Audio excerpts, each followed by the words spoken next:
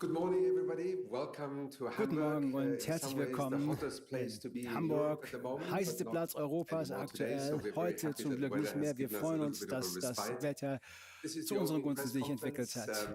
Dies ist die Eröffnungspressekonferenz. Es freut mich sehr. Ich bin stolz darauf, auf dem Podium zu stehen mit meinen geschätzten Kolleginnen und Kollegen, die ich in Kürze vorstellen werde. Ich bin Achim Steiner, ich bin Vorsitzender der Hamburg Sustainability Conference und es freut mich sehr, dass Sie alle gekommen sind. Allerdings, und das muss ich vorausschicken, Sie wissen, dass wir uns zu einem schwierigen Zeitpunkt treffen für die Welt, für Bürgerinnen und Bürger, für viele Länder auf der Welt, die stehen vor Klimaveränderungen, vor Konflikten, vor Krisen, herausfordernde Zeiten, meine Damen und Herren.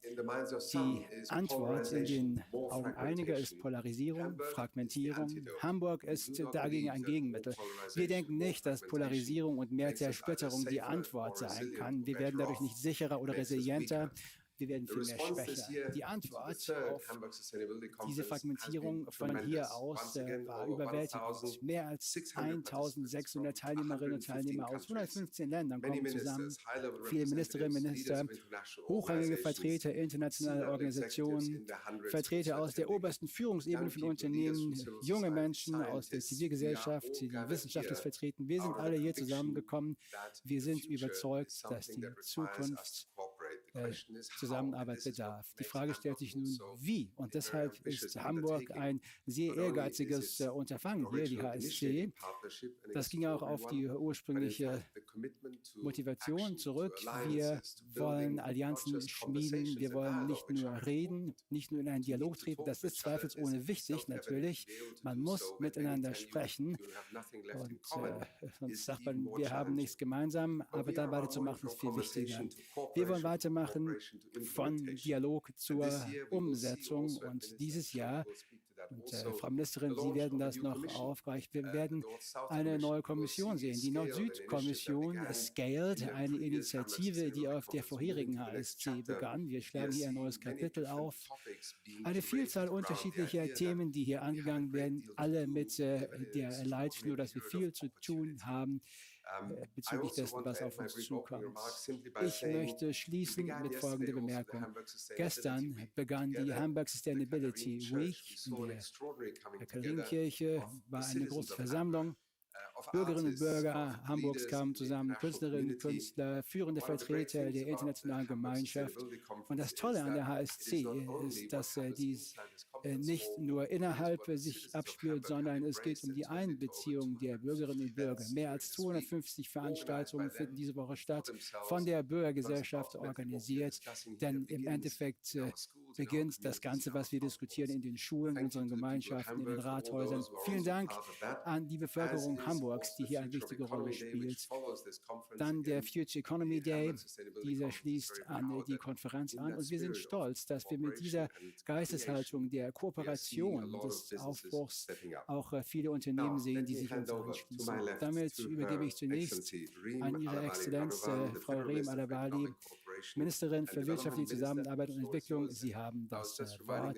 Und ich habe eben noch einmal erinnert, dass wir uns letztes Jahr ja schon zusammengesetzt haben, kurz nach Ihrer Ernennung. Es freut mich, dass Sie wieder hier sind und herzlichen Glückwunsch zu einem wunderbaren Jahr mit Ihnen an der Spitze des Ministeriums. Herausfordernde Zeiten. Sie haben das Wort. Vielen Dank, meine Damen und Herren. Die Welt ist im Aufruhr und sich hinter die nationalen Grenzen zurückzuziehen, ist keine Option. Man kann die Augen vor globalen Krisen und Konflikten verschließen, aber die Auswirkungen spürt man dennoch. Die Blockade der Straße von Hormuz hat das sehr klar gezeigt. Steigende Energiepreise für Dünger oder Lebensmittel betreffen Menschen auf der ganzen Welt. Millionen riskieren zu hungern. Die globalen Krisen betreffen uns alle im globalen Süden und im globalen Norden, auch in Europa. Zur gleichen Zeit stehen die internationalen Unternehmen unter Druck. Die regelbasierte internationale Ordnung wird hinter many traditional fora are blocked just as we need them the most. And so for me it's quite clear the answer has to be more cooperation, not less. Together is the only way, and we need to tackle those crises together. War and conflict are man-made. So is peace. Peace is not some naive hope. It is the result of hard political work. Security is not only achieved by weapons. Security grows when people can see a future for themselves, when states function and conflicts are not allowed to escalate. The problem with development policy is that it often goes unnoticed. It's not always plain to see what crises have been prevented, but it's very easy to see what happens when international partners withdraw. When harvests fail, it is not just a humanitarian disaster. It destabilizes entire region, forces people to flee, aggravates conflicts, and threatens our economy, economic security, and trading partnerships too. In this closely interconnected world, we are all dependent on each other. So international cooperation is not a nice to have, it is a vital necessity for security, for the economy, and for development. And that is why we need spaces like this here at the Hamburg Sustainability Conference. The people who come here together know the value of cooperation and are willing to take action.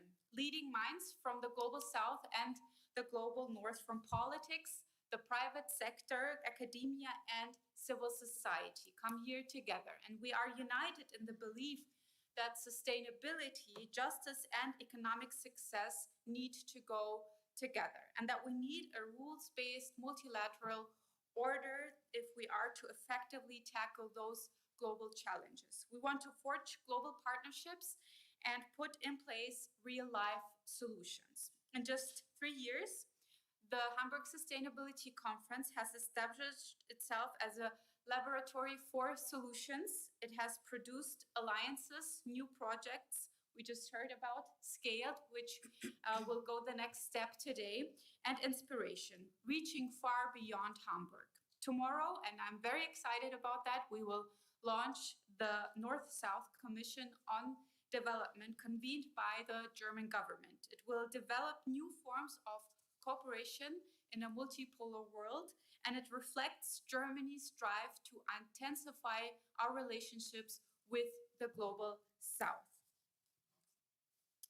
Over 1,600 people from over 110 countries are assembled here in Hamburg. So as the countries of the world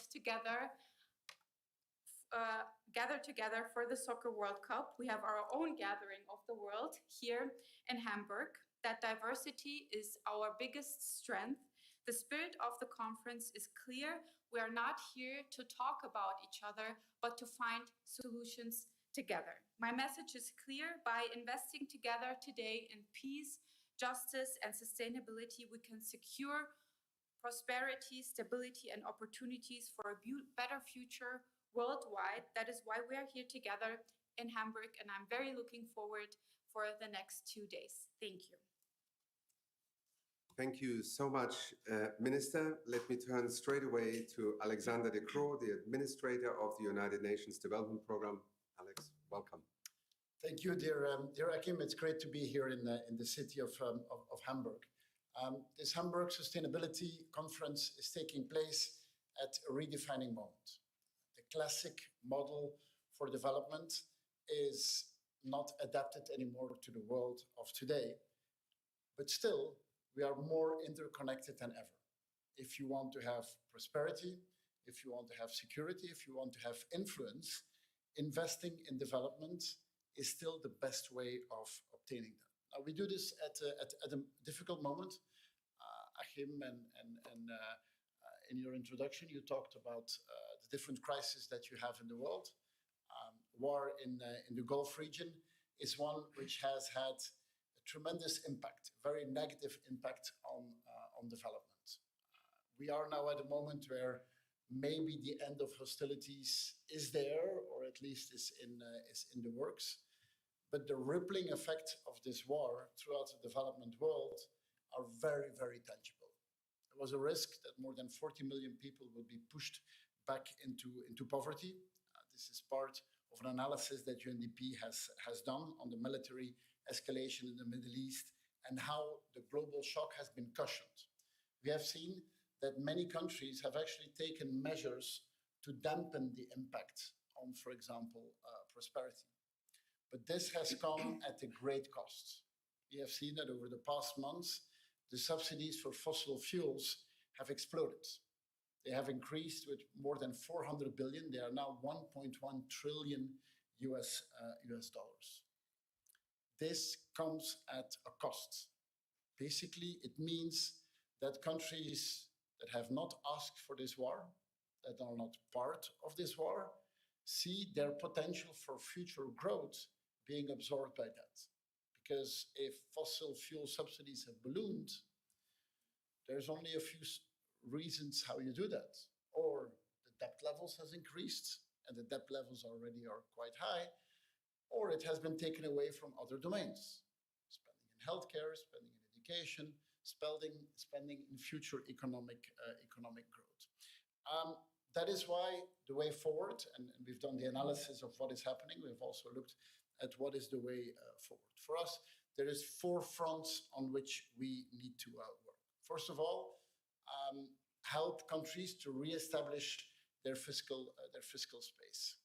Help them in better financing their development, help them in broadening the sources of financing. We have seen that overseas development assistance has decreased sharply, but development is not only based on public spending. There's other sources of spending which are part of that, and public spending needs to be used in the most catalytic way that is possible.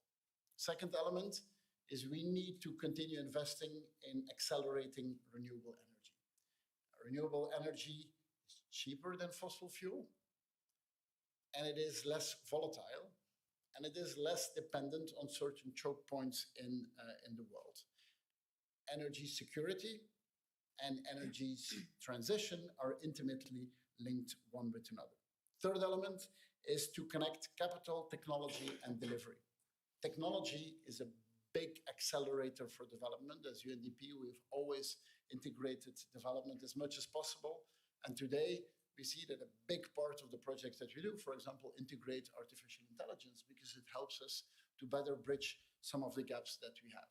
Fourth element is we need to continue believing in multilateralism.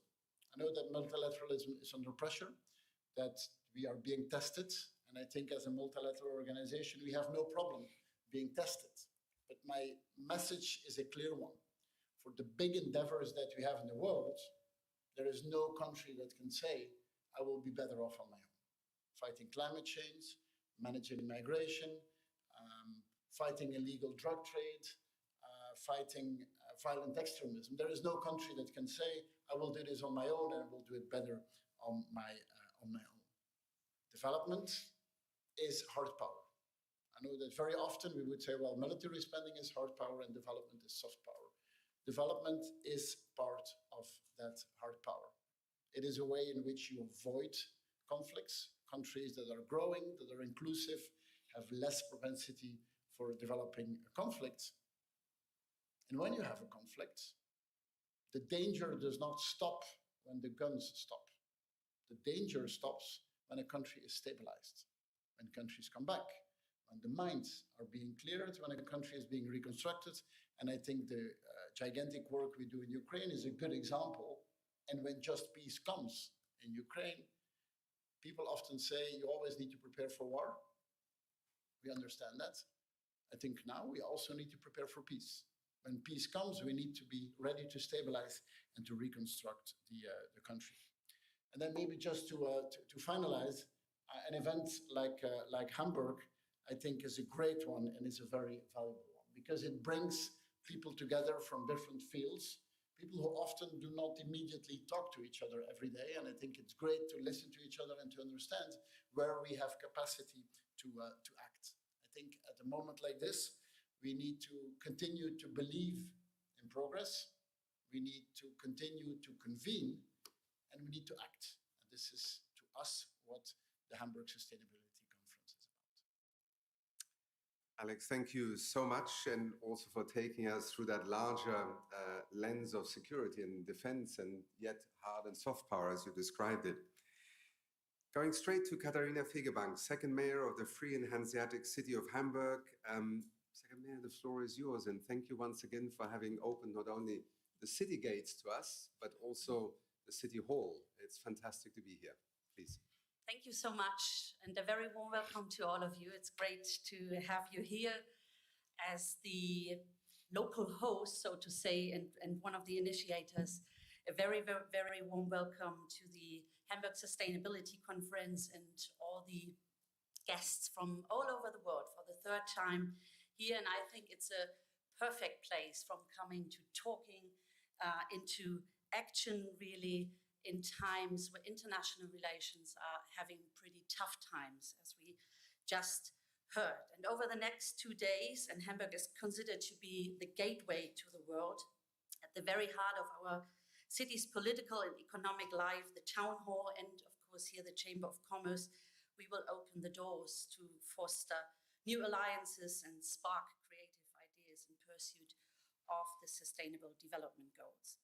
And I think it's so important to reminding ourselves of the old sustainability motto, think globally and act locally. And for Hamburg, the 17 goals are not just abstract ambitions, but a daily responsibility that guides our actions across all fields, from urban planning and mobility to social engagement and climate action.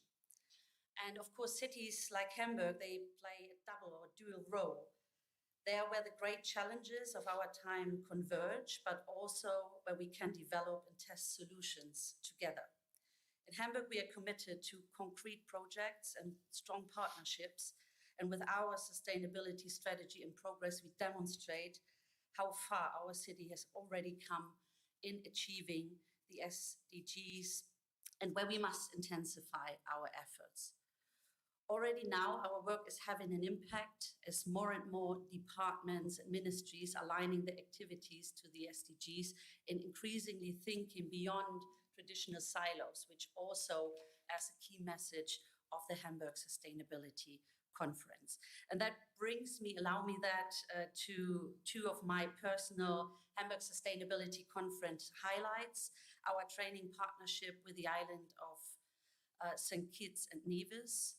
The HSC brought us together last year, and now this is bearing fruit. These are truly lived global alliances where we work together and really the same eyesight are learning from each other. Another highlight is the session on Hamburg's AI tool. It's called Hans, which is a male first name in Germany, the Hamburg Analysis Tool for Sustainability. And this innovative tool analyzes huge amounts of data to provide clear overviews for all 70 SDGs and our almost 170 targets, showing both our measures and our goals. So you see, it's getting really, really concrete. It's not just coming together, forming alliances, but really showing what the benefit for the people is. So we're very proud that Hamburg is establishing itself as the venue for this conference. And for me, this is both a motivation and a commitment to keep driving sustainable development forward. And as the city, we also do so by inviting Hamburg citizens and civil society to the public event during the Hamburg Sustainability Conference. So embedded is the Hamburg Sustainability Week. While global alliances are being forged at the Hamburg Sustainability Conference, we are also bringing sustainability to where it is truly come to life, onto Hamburg streets and public places. And maybe this could be an example for the future. This Hamburg Sustainability Week addresses Hamburg citizens and stakeholders, so business, science, and public society. Engaging directly with people is absolutely essential. The major UN sustainability goals may seem very distant in everyday life until dedicated individuals bring them to life through their actions. And one highlight of the week, which you will probably see when you go outside, it's the Future Garden outside the Town Hall Square, which is open for everybody, also for all conference guests. Different stakeholders of Hamburg present their work in an interactive actions, and visitors will experience sustainability in a very concrete way. I'm convinced that by pooling our knowledge and ideas during these 2 days, we can achieve greater things together for Hamburg, for other cities and countries, and for a truly sustainable future. Thank you so much. Thank you so much, Second Mayor, and also for putting emphasis again on how much, yes, we are inside halls here, but this conference actually has very porous halls also, and literally every citizen can follow events inside the conference halls, which can only take a certain number of people live on the town square, a great new innovation. Now, let me turn, and by no means last is not least, to Michael Otto, Honorary Chairman of the Supervisory Board of the Otto Group. Michael Otto, not only as a lifelong entrepreneur, as a lifelong philanthropist, but also as one of the co-curators of the idea of the Hamburg Sustainability Conference, you have the last word, please. Yeah, thank you very much. Good morning, ladies and gentlemen. Yes, the Hamburg Sustainability Conference is a place for action. Here, people from the worlds of politics, business, academia, and civil society come together to develop solutions to the major challenges of our time and, above all, to drive their implementation forward. The HSC provides a platform to highlight successful approaches to sustainable development, climate and nature conservation, and the transition to a circular economy. It creates opportunities to mobilize international support for effective solutions, forge new partnerships, and strengthen existing alliances. And it fosters dialogue from which new ideas emerge and can find the allies they need to become a reality. In the last 2 Hamburg Sustainability Conferences, 26 alliances had been founded and further will follow this conference. Especially in the light of the profound geopolitical and economic changes, decisive action is more important than ever. Europe and Germany possess outstanding ideas, technologies, expertise, and innovative companies. However, it will be crucial to translate these strengths more quickly and consistently into successful business models and scalable solutions. Only in this way we can hold our own in global competition while simultaneously shaping the transition to an economic model that respects the planet's carrying capacity. In doing so, we should not only recognize the entrepreneurial dynamics of many countries in sub-Saharan Africa and other regions of the world, but also view it as a source of inspiration and the opportunity for new forms of cooperation. Reliable political framework conditions remain equally important.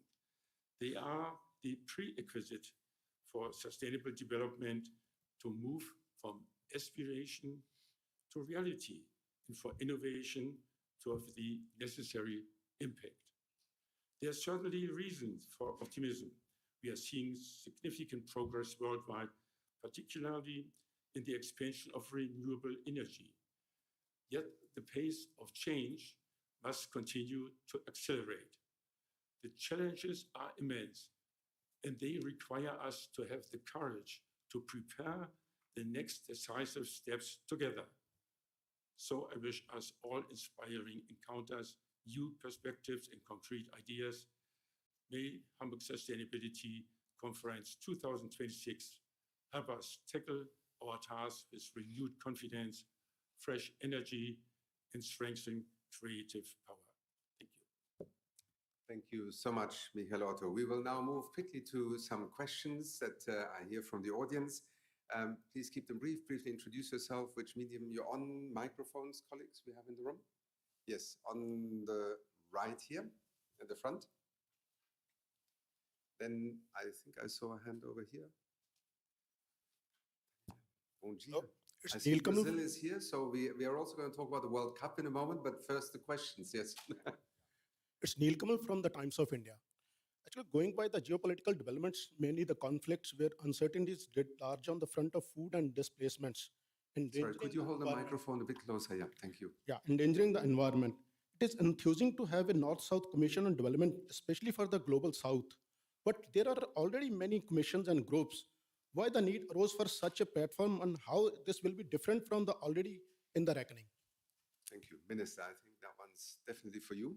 Yes, thank you. So it will be a North-South Commission on Development. So the Commission will concentrate on tackling and finding solutions and ideas for the global challenges that we are facing. So combating hunger and poverty, but also working on issues like debt and finance, development for finance. The Commission will have 20 people in the Commission, mostly from the Global South. We will launch it tomorrow with the former Chancellor of Germany, Olaf Scholz, and the former President of Costa Rica, Laura Chinchilla. So the co-commissioners are already one part Global South and one part Global North. And tomorrow they will share the first ideas with us. But also it is a commission from the German government or established by the German government, even though it will work independently, but it clearly shows our will to intensify our relationships with the Global South. And it will work together. It will, of course, work together with every other platforms that are there that are interested in sharing views. Thank you. Did I see another hand here? If I maybe can just say also a word to you as journalists and media representatives here at Hamburg. We also have a group of youth ambassadors. We are very proud of that. The HSC has invested over the past years in bringing young people into the HSC process, onto the stages, into the curation of the events. They are here, and if you're interested, in our colleagues from the HSC organizing team can put you in touch. They are not here to be sitting on the sidelines. They are here to be heard, to be spoken to, and I hope also to be interviewed. So please, if you are looking for some voices, there is obviously the distinguished panel that you see on my left here, but behind them and in front of us, increasingly also a group of young people. Any more questions? Yes, please. Microphone over here. Thank you. Good morning. My name is Clara Diederich from Politico. I have a quick question on the time frame for the North-South Commission. Is there a certain date when they should come to a paper or something like that? So we will start tomorrow with the official launch, and then we are looking for, there is not a concrete date yet, but 2 years. Is there any finances to the Global South, the poor countries who have been suffering from the conflicts and from the environmental disgrace, because they have been assured finances through the co-ops as well as from other institutions, but they're not getting the sufficient funds just to overcome from this crisis which they are facing about? So the question, but it's not about the North-South Commission. It's about that only. Oh. So the North-South Commission is a commission for finding solutions, but it's not. There's no finance behind it for the states. But of course, as German government, we are tackling the current challenges. We are working together with UNDP, with other UN organizations, but also in our bilateral portfolio, and we will address the challenges. Especially when it comes to the effects of the blockade of the Strait of Hormuz, and when it comes to hunger, fertilizer, and so on. We will have events on that today and tomorrow. Also, Amina Mohamed will join us today, and we will discuss that in a panel. Maybe, Alex, since the minister just referred to the Deputy Secretary General's presence, we have the President of the Federal Republic of Germany joining us for the opening also. We have a lot of representatives from the international organizations, the development banks here. Do you want to just perhaps 60 seconds, what's happening to the international system in the midst of all of this? What do you see having now taken the reins of one of the most important agencies in the international community? Isn't it right? Because I took it over from you, Achim. But no, I think no that's a very, very relevant question. I think that, as I said in my introduction, in the world of today, yes, there is countries who tend to be critical and look at multilateralism with a critical eye, which I think is totally fair. I think any international organization every day needs to prove the value that it delivers. But if you look at the development pillar, and this is why we are here, and what it has been achieved over the past decades, we have a tendency as humans to always focus on what's not working, and I'm okay with that. But maybe let's use those 60 seconds for what did work. Extreme poverty over the past 25 years has been halved. Child mortality, children dying under the age of 5, the last 20 years also has been halved. Scolarity has exploded. Connectivity, never seen. I mean, humanity has never ever done this. Now, is this all thanks to multilateralism and thanks to development? No. This is a combination. This is a combination of the strengthening of governance and of democracy, more trade, more investment, more local private sector that has developed, and often multilateral organization that created the framework for that. And I think in testing times, I have absolutely no problem that we have to stand on the top of our toes. But also, give me another model. If multilateralism and working together is criticized, what's the alternative? What's the alternative, and what is a better way of delivering on sustainable results? For the moment, I don't see it, but please prove me wrong.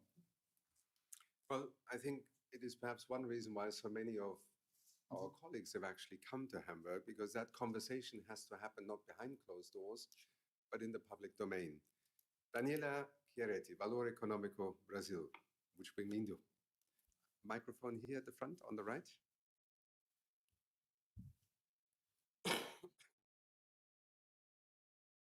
Thank you very much. Thank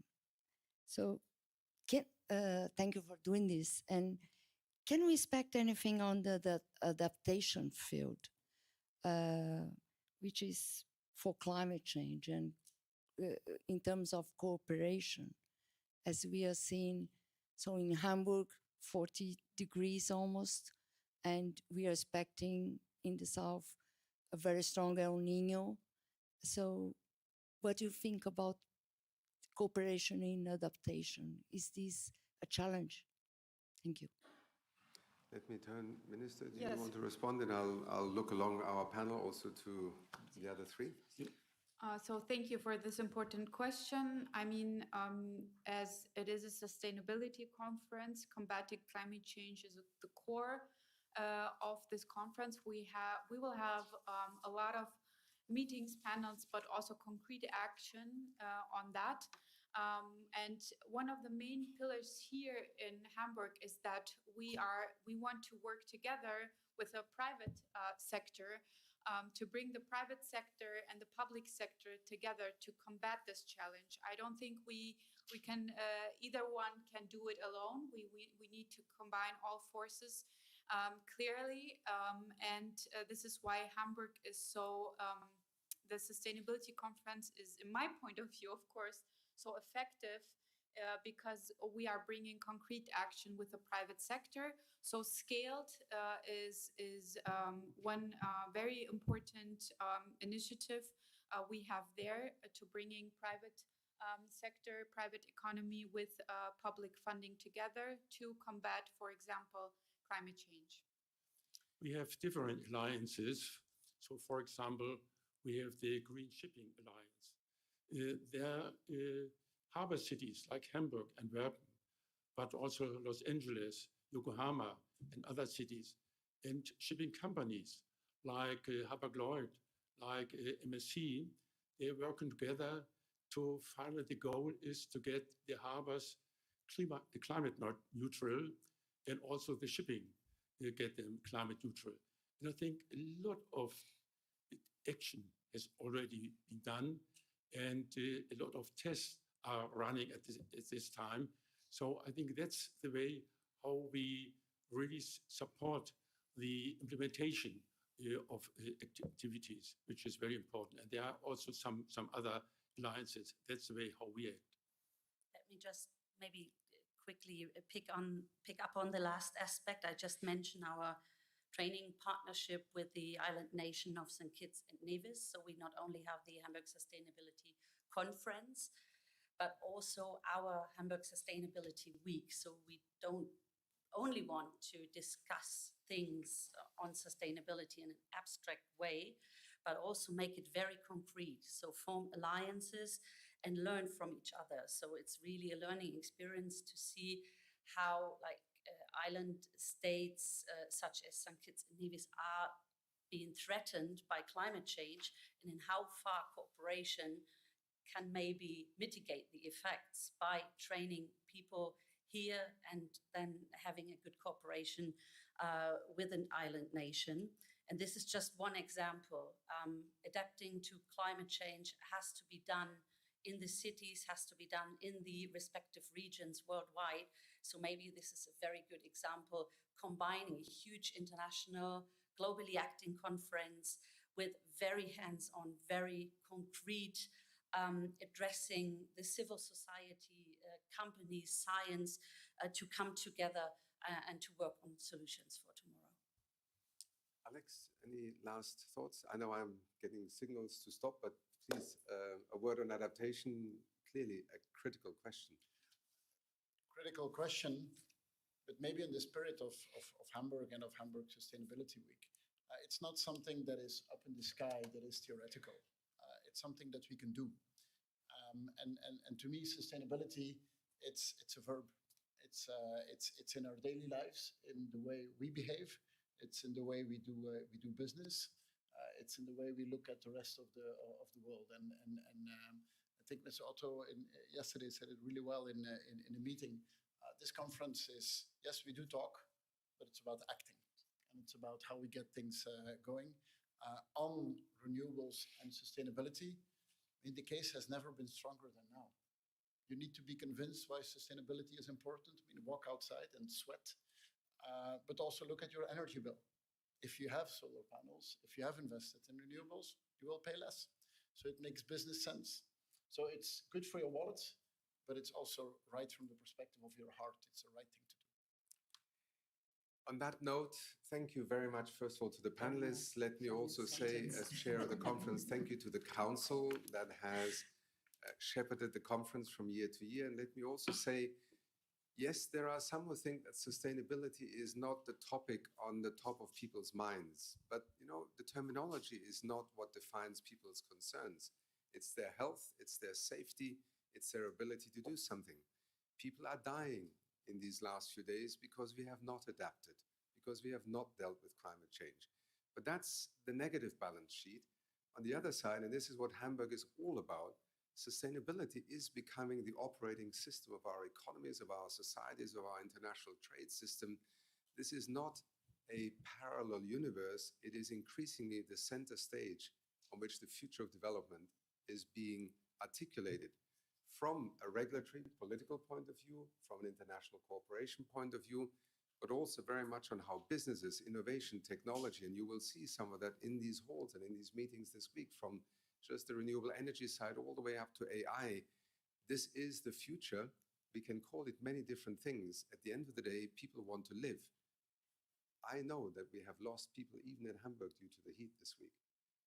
Across Europe, thousands will have suffered because of not being ready for what is now happening.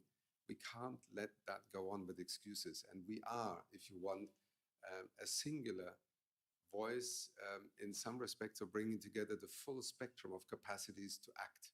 And that is the spirit I hope you will sense the next 2 days. On that note, Minister, Administrator, Second Mayor, Honorary Chairman, thank you so much. Have a fantastic conference.